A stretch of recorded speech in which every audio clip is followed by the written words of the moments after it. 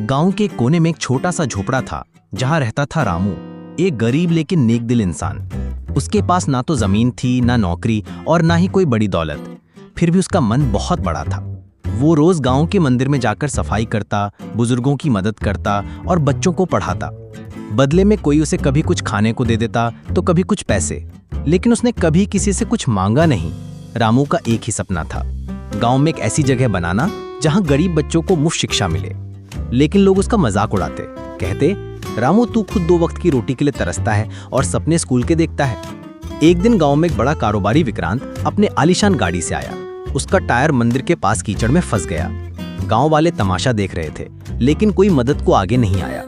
तभी रामू दौड़कर आया और बिना किसी लालच के अपने हाथों से कीचड़ साफ करके टायर निकाल दिया। विक्रांत हैरान था, तुमने मेरी मदद बिना कुछ मांगे क्यों की?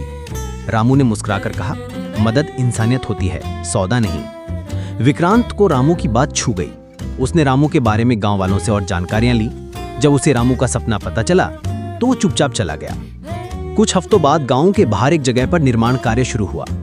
सब हैरान थे कि ये क्या बन रहा है। फिर एक दिन उद्घाटन हुआ, एक सुंदर ग्राम ज्ञान केंद्र जिसमें बच्चों के लिए पुस्तकालय, क्लासरूम और कंप्यूटर की व्यवस्था थी। लोगों की आंखें फटी रह गईं जब उन्होंने देखा कि इसका नाम था Ramu institute for children. Vikrant ने मंच पर आकर कहा, यह इमारत मेरी तरफ से है, लेकिन इसका सपना इस गांव के सबसे अमीर इंसान रामू का था। गांव वालों की आंखों में आंसू थे।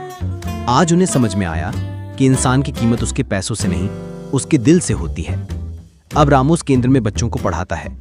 उसके चेहरे पर संतोष की मुस्कान होती है। वो आज भी उतना ही सादा रहता है, लेकिन अब उसका सपना हकीकत बन चुका है।